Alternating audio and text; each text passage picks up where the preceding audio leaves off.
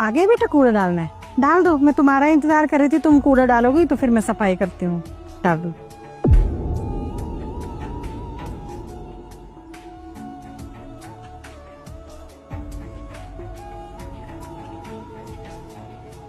अरे ये क्या, आज इतना सा कूड़ा है? कोई बात नहीं, रख दो, मैं उठा दूंगी।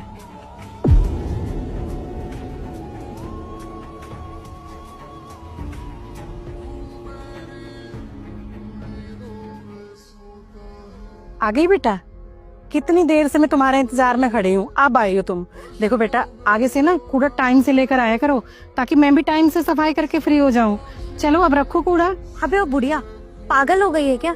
क्या बहकी बहकी बातें कर रही है? अरे मैं 2-3 दिन से देख रही हूँ कि मैं यहाँ डेली कूड़ा फेंकने आ रही हूँ और तुम सिर्फ हंस रही हो। आजकल गुस्सा नहीं कर रही? पहले तो जब देखो तब चिढ़ती रहती थी, गुस्सा करती रहती थी, चिल्लाती रहती थी। अब क्या हो गया? दिमाग खराब हो गया है क्या? हाँ बेटा, मैं पहले बहुत गुस्सा करती थी ना तुम पे कूड़ा डालने के लिए, लड़ती भी थी तुमसे। फिर मैंने अपने बेटे को ये बात बताई तो मेरे बेटे ने मुझे समझाया। बेटा अब तो ना मैं उस लड़की से परेशान हो गई हूँ। कौन सी लड़की से माँ? अरे वही तुझे बताया था ना, जो डेली गेट के आगे कूड़ा फेंक के चली जाती है। अब तो मेरा मन कर रहा है किसी दिन सारा कूड़ा उठाऊंगी और उसके दरवाजे पे डाल के आऊंगी।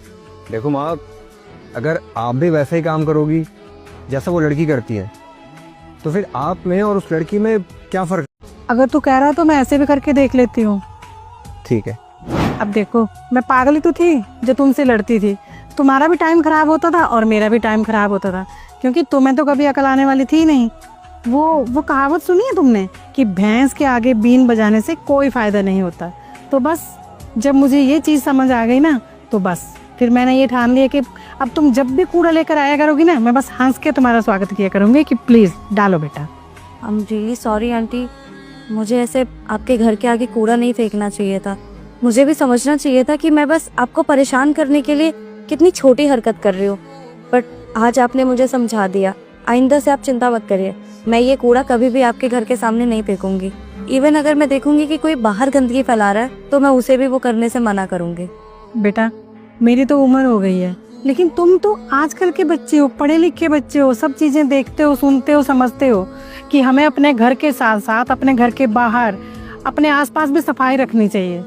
क्योंकि जब गंदगी रहेगी आसपास तो कीटाणु बनते हैं और कीटाणुओं से तो बीमारी होती है ना। जी सॉरी। कोई बात नहीं बेटा, तुम्हें समझ आ गया ना, ये बहुत बड़ी बात है। वैसे तुम भी पढ़ी लिखी हो, समझदार हो, पर पता नहीं तुम्हें ऐसी हरकत क्यों कर रही थी। सॉरी आंटी, आइंदा नहीं होगा। ये कूड़ा मैं डस्टबिन में फेंक कर आती हूँ।